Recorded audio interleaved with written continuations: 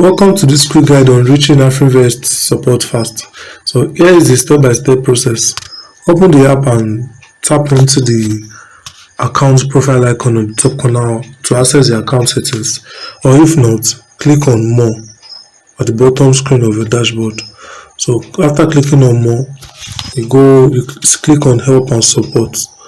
So click on support. You can see the various options at which you can talk to them. You can either tap on call us, chat with us, or report an issue. Anyone that is okay by you. If you want to chat with them live, you tap on chat with us. So then you can submit your ticket number directly inside the app.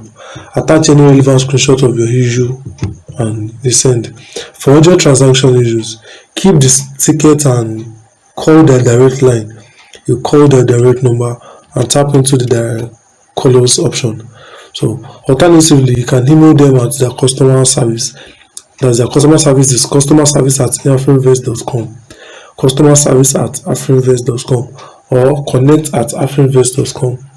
These are the two options: either customerservice@afrivestor.com or connect@afrivestor.com, with your account ID and the issue details clearly stated in the subject line.